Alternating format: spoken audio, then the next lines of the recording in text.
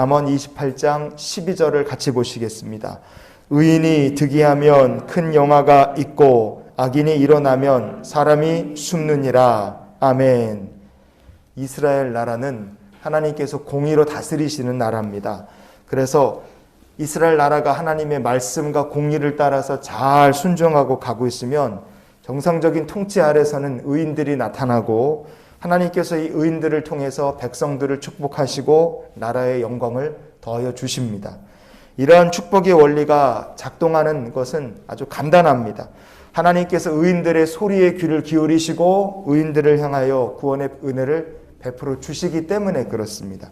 그래서 시편에 이런 말씀이 있습니다. 시편 118편의 15절 그리고 16절을 같이 보시겠습니다.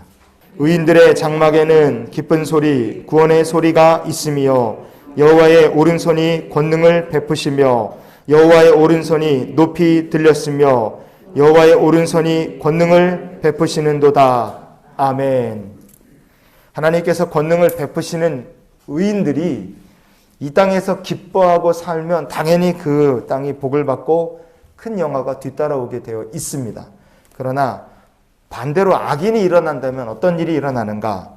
오늘 본문에 보면 사람이 숨게 된다 이렇게 말씀하죠. 숨는다 이렇게 번역된 히브리어 본문이 후파스라는 말입니다. 이 말은 dig, 땅을 판다, 발굴을 한다, 찾아낸다 이런 뜻이 하나 있고요. 또 하나는 뭐냐면 디바이스라 그래서 방법, 대책 뭐 이런 뜻을 가지고 있는 말입니다. 그러면 이 숨는다는 말에 어떤 영적 의미가 담겨 있는가? 악인들이 의인들을 다 밀어내고 악인들이 일어났어요. 권력을 모조리 잡았고 영광을 다 악인들이 차지했습니다. 악인들이 얼마나 신이 났겠어요. 아마 처음에는 자기들의 능력, 수단, 방법으로 뭐든지 다 잘할 수 있을 것이라 악인들이 생각을 할 겁니다. 의인들이 있을 때와 똑같이 자기들이 통치하는 때에도 무슨 일이든지 다 형통할 것이다 그렇게 착각을 하겠죠.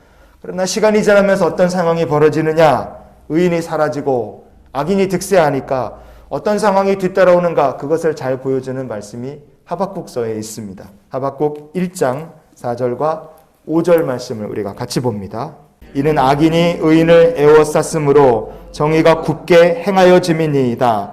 여호와께서 이르시되 너희는 여러 나라를 보고 또 보고 놀라고 또 놀랄지어다. 너희의 생전에 내가 한 가지 일을 행할 것이라. 누가 너희에게 말할지라도 너희가 믿지 아니하리라. 아멘. 악인들이 의인을 에워싸고 악인들이 득세하고 팍 일어나니까 시간이 지나며 점점 어떤 일들이 벌어지느냐? 적들이 쳐들어오고 나라가 무서운 속도로 무너져 내리는 거예요.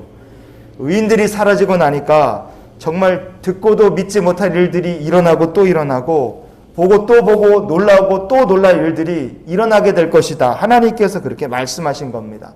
왜 이런 지경이 됐는가? 의인들을 도우시는 하나님의 권능의 손이 싹 사라져 버렸기 때문에 그렇습니다. 하지만 의인들을 밀어낸 악인들, 의인을 에워싼 악인들이 이거를 쉽게 인정할 리가 없습니다. 그래서 끝까지 회개하지 않다가 결국에 북왕국 이스라엘은 아수르에 망하고 남왕국 유다는 바벨론의 포로로 끌려가며 다 끝나고 말았어요. 북왕국의 멸망, 남왕국의 바벨론 포로는요, 의인 한 사람이 없어서 멸망한 것과 마찬가지였습니다. 의인이 없어서 망했고 의인이 없어서 포로로 끌려갔다 이겁니다. 왜냐하면 예레미야서에 보면 하나님께서 예레미야 선지자에게 예루살렘 큰 거리에 나가서 의인 찾아오라 그래요. 한 사람이라도 찾으면 이 성은 망하지 않겠다고 하나님 말씀하셨지만 결국 의인 한 사람을 찾지 못해서 남유다까지 망해버린다 이겁니다. 이스라엘의 역사 뒤로 가면 뒤로 갈수록 하나님께서 계속해서 주신 말씀들을 다 모아보면 하나님의 이스라엘 백성을 향하신 하나님의 마음이 한 가지입니다. 나는 너희들이 의로운 백성 되기를 원한다. 의인 되기를 원하신다는 거예요. 그 마음을 잘 담은 말씀 중에 하나가 바로 에스겔 선지자의 말씀입니다. 에스겔 18장 9절 말씀을 같이 보시겠습니다.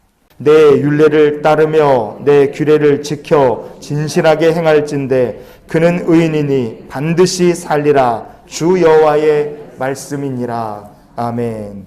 의인은 반드시 살 것이다. 하나님을 온전히 섬기는 백성들은 반드시 살 것이다. 이것이 이스라엘 백성들을 향하신 하나님의 말씀이고 약속이었습니다. 이 시대를 하나님이 축복하신다면 누구 때문에 축복하실까? 하나님께서 반드시 살리실 것이라 약속하신 의인들을 통하여 축복이 이 땅에 베풀어짐을 믿으시기 바랍니다. 그래서 우리가 시시한 성도가 아니라 하나님께서 세상을 축복하시는 데 쓰이는 축복의 통로로, 의인으로 오늘 이 한 날의 삶을 사는 우리 모두가 될 수 있기를 원합니다. 왜냐? 하나님께서 주의 눈이 의인을 향하시고 그의 간구를 귀 기울이신다 하셨으니 우리가 하나님이 이 땅을 축복하실 의인으로 살면 우리를 통하여 하나님께서 선한 일들을 이루어 가실 것이기 때문에 그렇습니다.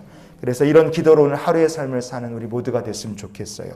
하나님, 오늘도 세상을 축복하시는 하나님의 통로로 살게 해 주시옵소서. 오늘도 예수님 안에서 기쁨으로 살고 하나님이 세상을 축복하실 복의 통로가 되는 귀한 날이 되시기를 주님의 이름으로 축원을 드립니다.